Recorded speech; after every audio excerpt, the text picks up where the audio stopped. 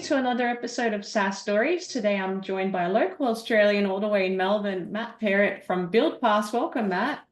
Thanks, Joanna. Nice to be here. Here you're having a heat wave today as well. Tell us about what Melbourne's like today.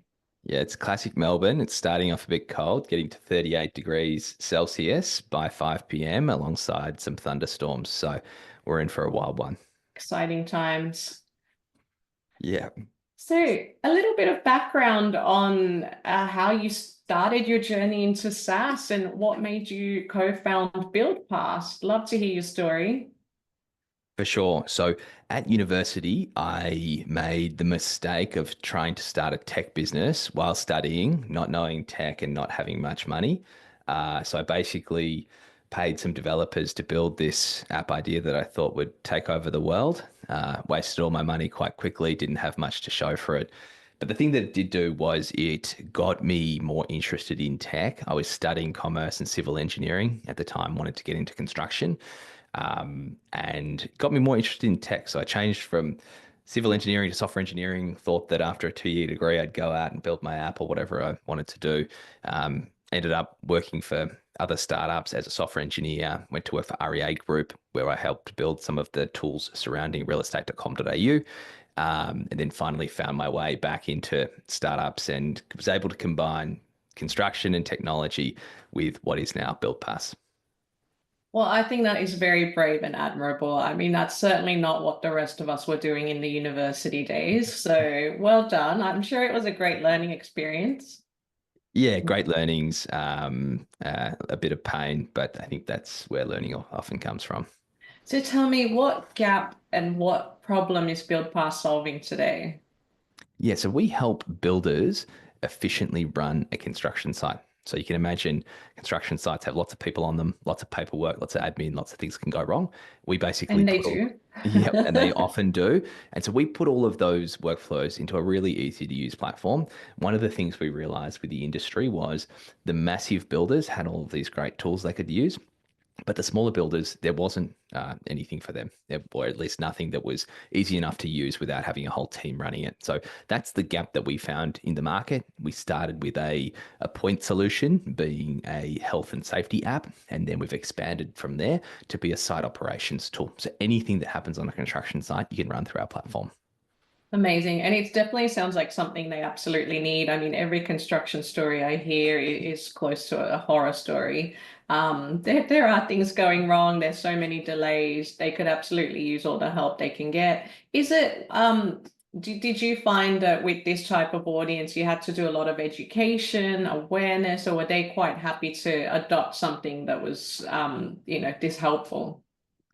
Yeah, I think the key is building it in a really simple way. Our whole philosophy has been rather than building a tool that looks like a spreadsheet, build a tool that feels more like a social media app. Yeah. Plenty of people can just jump on their phone and use TikTok or Snapchat or sports bet, whatever it might be. We wanted our software to feel like that. There's no reason that it can't. So even though we're B2B, business to business, we want it to feel like business to consumer. And because we've taken that mentality into our software, it's low training required. It's really easy just to adopt. And that's has really helped with the adoption curve and getting builders just to understand exactly what we do and getting up and running really quickly.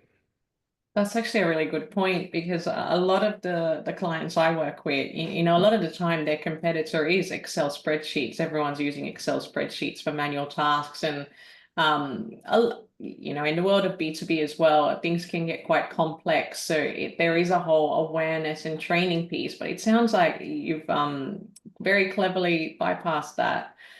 So that's social media app. Who would have thought?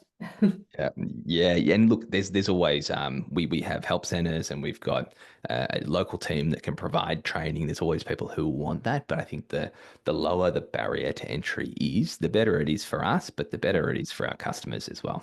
Definitely, definitely. And they're pretty busy doing, what they do best. And you've grown quite rapidly since launching in 2021. And what were some of the key decisions that you made that helped with the scaling? I mean, obviously the user friendliness of your software is one. Anything else that comes to mind? Yeah, so there's probably two main elements. There's the technology side, and then there's the go-to-market side. So from a tech standpoint, we chose tools that were really easy to build fast on and but were also scalable in the long term. And we were lucky that we had the background of building scaled tools. I worked at realestate.com.au, my business partner worked at Seek, and these are some of the most used apps in Australia. So we had those, I guess, standards that we could build into the app from the start. But because we built it all in the same language, it meant that if we got a software developer on our team, they could work on the front end, the back end, and the app without having to have a bespoke skill set. So that was one thing that allowed us to move really fast from a technology perspective, but also it's allowed us to scale. On the go-to-market side, the main thing that we wanted to figure out at the start was a repeatable motion. So I did all of the sales initially. I think it was the first 150 or 200 customers that we signed. I did all of those sales myself before we got a sales team in. And the reason I did that was I wanted to understand exactly what the pain points were, how we were going to sell, and how we could do it efficiently. And once I figured that out, that helped us to actually scale a sales team. And now that we know that we've got the unit economics right, if we make this many calls and book this many demos, and we'll get this many customers, we've been able to scale that sales team. We've got an amazing sales team now, and that was part of the reason that we were able to raise some money, because people have realized that if you put more money into this repeatable motion, it can scale efficiently. Yeah, yeah. Speaking of money raised, I think you've raised a significant amount. Have you found in the Australian market that's been an easy process, a difficult process? How did you go about securing funding? Yeah, it's been up and down. So we raised our first amount of money, which was very early on. It was just Aaron and I. We had built the first version of the platform and had a few customers. And we raised $1 million to scale out our team and to start building the rest of the product. That was quite easy to do, because what we found was when you're very early on, there's not many things to benchmark you against, and people are just backing you and they're backing the idea. And from a timing perspective, it was in 2021, the market was really frothy. Everyone was Yeah. putting money into things. So it was super easy. But sorry, it wasn't easy, but it was easier. When we recently raised money, it was a lot more difficult. We were more progressed as a business. The market has come back. Investors have been more rational. They're taking more time, and we had a lot of metrics and benchmarks that they were looking at. And so it was really important that we were across that and we were prepared for those conversations, and that we actually prepared for the capital raise. So it was more difficult, but I don't think that was a bad thing. It meant that we knew that the companies that wanted to put in money, or the VC firms, really liked our business and backed what we were doing. So the fact that we were able to get the capital raise done gives us a lot of confidence that we are onto a good thing and we are doing the right thing. We're not just sort of crazy and in our own heads. Yeah, yeah. I can see how it feels better when you get it after it's been a hard process than an easy process. It kind of gives you a confidence in your product. What were Yeah. some of the metrics that VCs were looking at? So the main thing that our lead investor in the most recent capital raise was looking at was probably our capital efficiency. And so the fact that, like I mentioned before, we knew our numbers. If we were putting this many dollars into our go-to-market, what was going to come out and was it repeatable? Because one of the things that a VC is looking for is when is the right time to put more capital into something to put fuel on the fire. They Yeah. don't want to be putting capital in just for all of these risky bets. They kind of want to know what you're going to do with the money. So that was one thing. I think the other thing was we had started to prove that in our market, we could sell to a part of the market that was traditionally underserved. So the recent lead investor, when we first raised money, passed on investing because they said the market you're selling into, being small and medium-sized businesses in construction, is really difficult to sell into. And they wanted some proof points. Once we had those proof points, they could see that it was possible. And it's actually the biggest part of the market. In the construction industry, the tier one and tier two builders, there's only so many of them. There's a few hundred, or probably less than 1,000. Whereas the small builders, there's about 20 or 30,000 just in Australia, let alone globally. So I think VC firms are also looking for your total addressable market. And for us, it was really, really big. And we had finally got those proof points that we could sell into that market. Now you're speaking my language, total addressable market. Yeah. Did do they have anything to do with like the marketing campaigns, the marketing strategies? Do they get quite involved in that? The investors, Yes. Uh, they don't get too involved. We have regular meetings with them about what we're doing, but they're not sort of in the details of what our marketing strategy is. They're more there to help guide and look. Our investors are what they would call bad news investors. When things are going well, they're sort of like, "That's great, whatever," but they want to hear about the bad news, the problems that they can help with. Um, Yeah, and so, yeah, they don't typically get into the details of things unless we really ask them to. got it. Um, Biggest challenges faced, mainly for anyone out there looking to get into construction tech. What were some of the challenges you had to navigate? Yeah, in construction and technology in general, well, in our market, it's a blue collar industry typically. There is lots of people out on site that aren't necessarily used to technology. So the end user and servicing them is really important because even the people we sell to, sitting in an office and the directors making decisions, but the people using the product are out on site. So I think that's one of the considerations is the main user is not always the decision maker in the purchase. And you need to marry those two things up because it's all well and good to get the sale. But if the team doesn't like using it, if their own staff don't like using it, who are our power users, we're not going to keep them around. That feedback will go back and then they will feel like they're not getting value for money there. I think the other thing in the construction tech landscape is before, say, 5 years ago, there wasn't many solutions out there. But in the last 5 years, there's been a real influx of new startups servicing the construction space, lots of VC money flowing in. And what that means is it's created a very fragmented market. And for the end user, the buyer, there's all of these different solutions out there that do different things, and people are trying to sell them on different stuff. None of the solutions talk together. So as a builder, there's so many things out there that you could be using. It gets really confusing. So it's a very fragmented landscape. And what a lot of the time we're trying to do is to simplify that. Say, this is where we fit into the picture. This is what we can do. This is what we can't do. And it's a real balance between being trying to be a platform that does absolutely everything versus a point solution that just does one thing. And we actually don't think that either of those approaches is the best. If you try to do absolutely everything, you won't do anything well. But if you just do one thing and focus on that, it's hard to service the broader market. Maybe the larger companies will use that, but a smaller firm doesn't want to have 30 different tools to run their construction site. So we think that there's a balance between that. There's somewhere in between, and that's what we're trying to solve with this site operations tool. Yeah, that's really interesting. I mean, I completely agree. You can't service everybody because then if you try to be everything to everyone, you end up being nothing to no one. But it's interesting to say, niching can also be detrimental. So kind of sitting somewhere in the middle. And you're right. I think with a lot of the companies, they want multiple solutions, they want integrations. So yeah, being able to kind of maybe start with a niche and scale to something a little bit more bigger. Would that be a good solution? Totally. I was actually going to caveat that with starting with a niche is a good thing. And that's probably a learning for us. We went a little bit too broad too quickly and kind of had to pull that back in.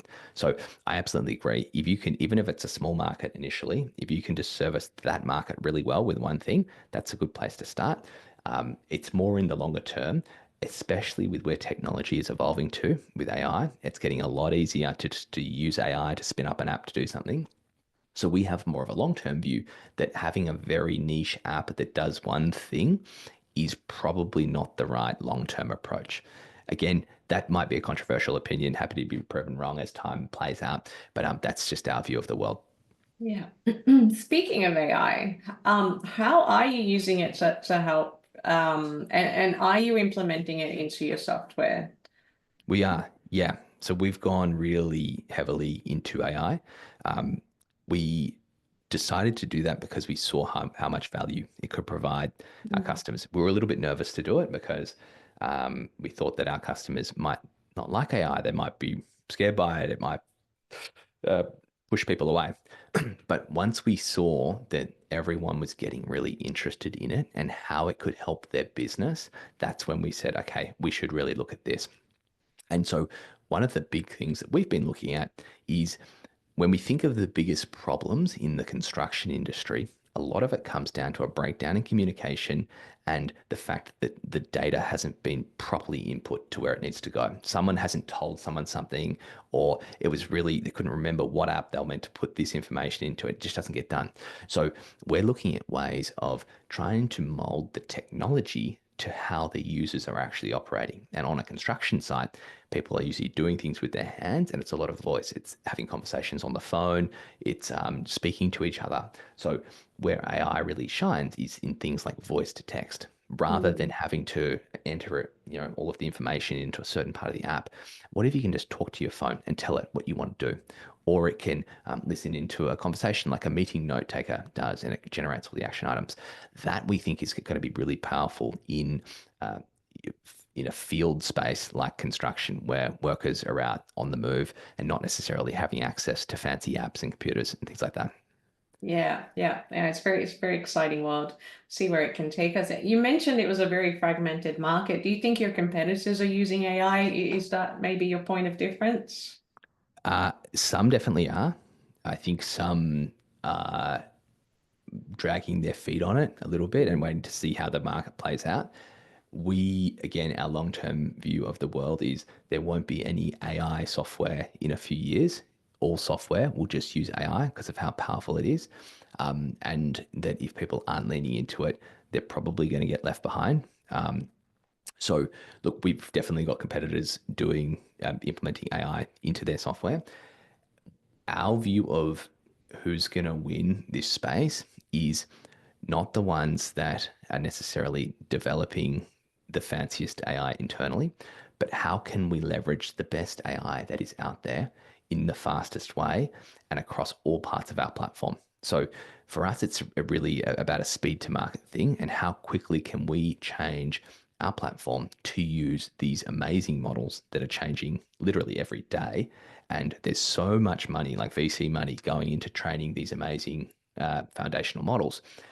Rather than trying to compete there, let's leverage that. Let's use them and get them into our product really quickly, faster than anyone else will. And yeah, that's, we think, going to be our recipe for success. Yeah, I couldn't agree more. I think speed is very important. I think it was Bill Perkins who said, a very successful entrepreneur. He said, I'm not the smartest, I'm not the most intelligent, I'm not the richest, but I'm always the fastest, and the fastest to fail and learn. So I've already learned, 10 mistakes that we've made when competitors haven't even started yet. Totally. And it's one thing that, startups have an uphill battle. It's not easy being a startup. You've usually got less resources, less team, you don't have the customers, you don't have the geographical presence. But the one thing that you do have against incumbents is the ability to move fast and to learn Yeah. quickly. So I totally agree with that. Yeah. And so how many on your team at the moment? We have 35 full 35. time Amazing. across the globe. So attracting the right talent, obviously very important, crucial. What do you look for when hiring? Who was your first hire as well? Because, probably on the technical side, to develop this, but then who was the next person? Yeah. So, yep. So first hire, you're right, was a software engineer. It was a guy called James that both Aaron and I knew really well from real Shout estate. out to So, yep. James. Shout out to James. He's built a lot of the platform and is still doing so, and he's amazing. The next hire was Tessa. She was actually on the design side. Okay. So, we really valued the product itself rather than necessarily trying to sell it too early. Like I mentioned before, I did a lot of the sales early. So a lot of our early hires were in the product space, and we still have that in our DNA. Our product is everything to us. So, but in general, what we look for in early stage hires, and we still look for this because we still consider ourselves really early, is people who have super high agency. They believe that they can uh, see change in the world, and their actions are going to actually impact our customers, our business. and really back themselves to do that. And not always have to be told what to do or how to do something, but understand the business objective and say, this is how I'm going to do it and go get it done. Also, the ability to wear multiple hats. Startups have so many things to do.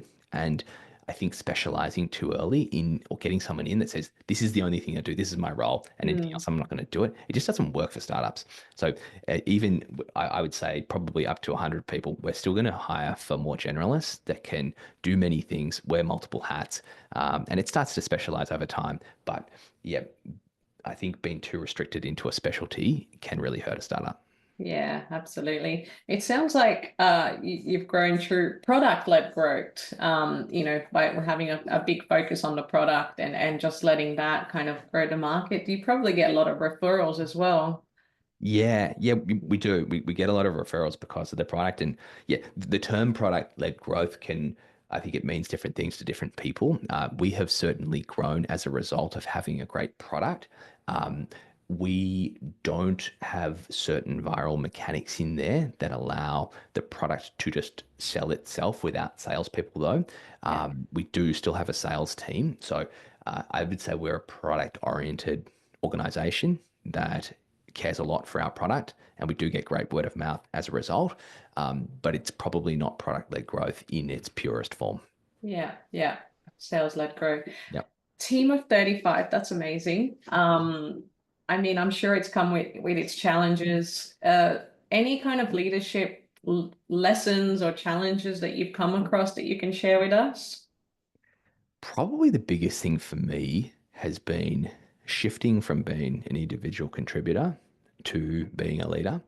And I think the biggest change that has to happen, at least for me personally, was communicating what I was thinking properly at all times and all the context that I had. Because as a leader in a business, you see everything that's going on and you come to conclusions on things and you act in that way.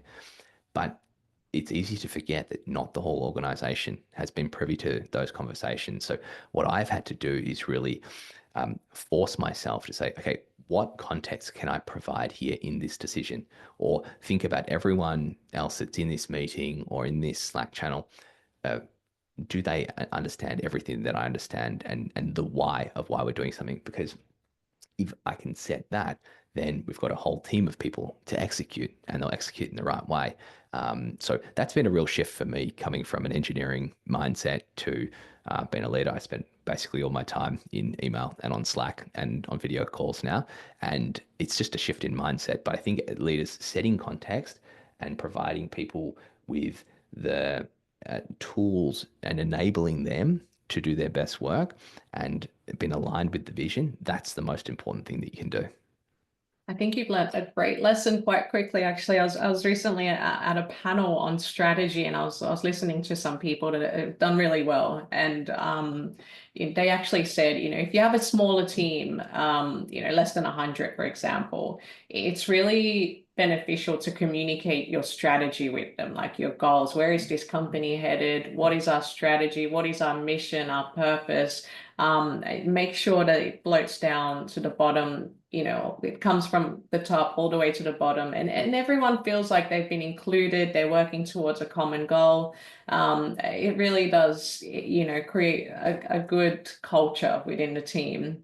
Yeah. And it allows autonomous thinking as well. We've always said we want to uh, empower everyone in the company to have an impact and to do the right thing and not have to always ask permission to do stuff. But going alongside that, you need to provide people with enough context to make those decisions because otherwise it'll just have a disparate team of people just doing their own thing. So, yeah, absolutely. I think we've got to empower everyone in the company to have all of the knowledge and to be aligned on the vision so that they can act more autonomously. Yeah, I agree. Coming back to the construction industry, what are some inefficiencies that you see, even today, that technology can help solve? Yeah, so we've talked about the fragmented landscape. There's so many tools that don't talk to each other. So I think there's more work to Yeah. do there. And yeah, and also just the breakdown in communication. So we see that any construction project that gets delayed is usually because of a clash in schedules, or labor not being properly allocated, someone forgetting to call someone, telling them they're not going to be at this job.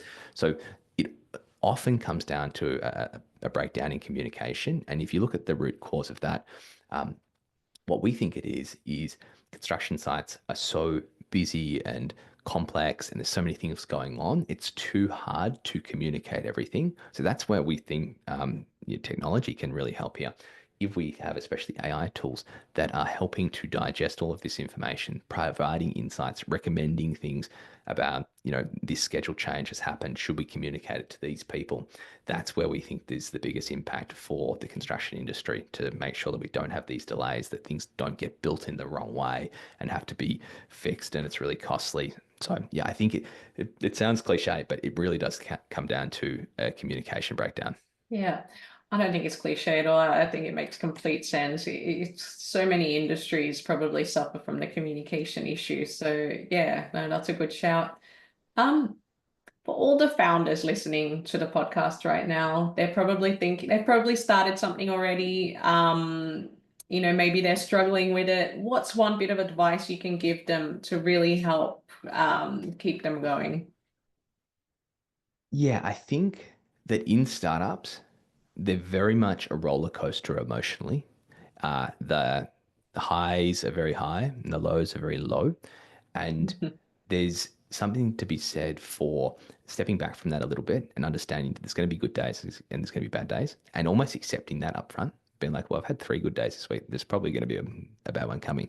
And just being able to ride in between and look at the long-term vision. So are we going towards our long-term goal?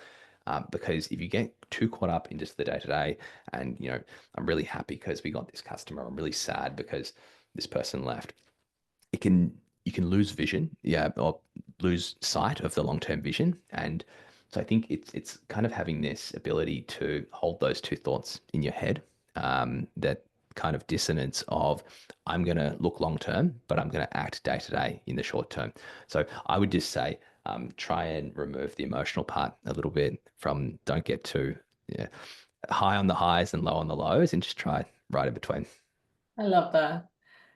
That's so true, isn't it? The high highs when you get that client and you're like, that's it. And but yeah, again, when you lose one, the same thing happens. You just Yeah. sometimes as an entrepreneur feel like, one step forward, 2 steps back. So you're right. I think having that longer overview of, well, doesn't matter what's happened this week, what have we achieved in the last year, for example, and where do we want to get maybe 1, 2, 3 years from now?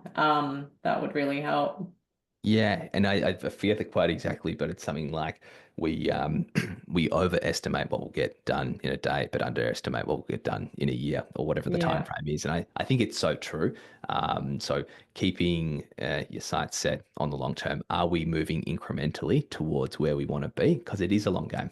There's not many startups that are sort of exiting after a few years and having great results. And I don't Yeah. think have been in the mindset to try to do that would be good either. If you're trying to start a business just to flip it in 2 years, I personally don't think you're going to do very well anyway. So it is a long game, and as long as you're moving incrementally towards that goal, and that's great, and enjoy the journey. There's so much learning, and wouldn't prefer be doing anything else. So just being able to enjoy it as well. Yeah, absolutely. Like, don't think of it as failure, think of it as learnings and try and enjoy it every step of the way. Totally. Matt, my last question for you. I mean, you seem quite young, so I feel weird asking, if you were to go back to your younger self, advice would you give? Maybe a few years ago when you first launched 2021, is there something you could go back and say to yourself, don't do this or do this differently? Yeah, I would say it's never too early to invest in people, even while you're caught up in the day to day of just executing, getting stuff done, making sure you're building the right team, that the people around you um, feel like they're on the journey with you and that they feel valued is really important. And I think the other thing that I'd say is, there's a lot of advice around, startups are going to be chaos at the start, just do stuff really quickly. And while that is true, I think you don't want to do that at the expense of having good systems, either in your business or in your life. Because one of the things that I always say is that a bad system is better than no system, or a bad process is better than no process, because you can learn from it. So at Mm. least set up some hypotheses of what you want to achieve, set up some basic systems of how you're going to do it, and then you can reassess. So in the chaos of everything, think a little bit longer term, because otherwise I think you'll get burnt out or you won't move in the right direction.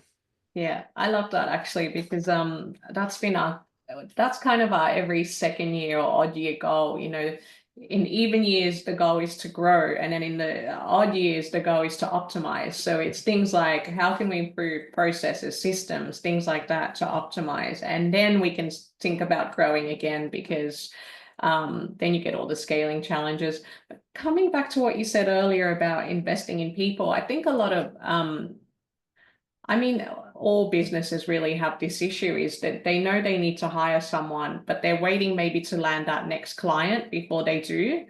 What would be your advice there? Would you say like just do it and you'll get the client later? You know, it's not a decision you regret, or do you think it's better to wait?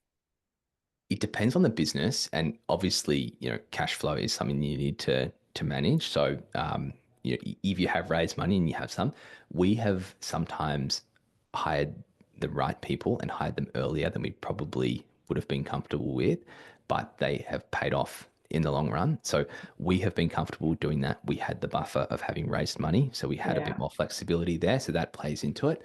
But in general, with hiring, we have learned to hire more slowly. And even though you might have an immediate burning pain, getting someone in quickly might feel like the right decision.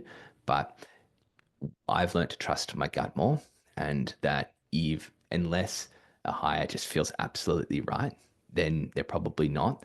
And it is worth waiting for the next one.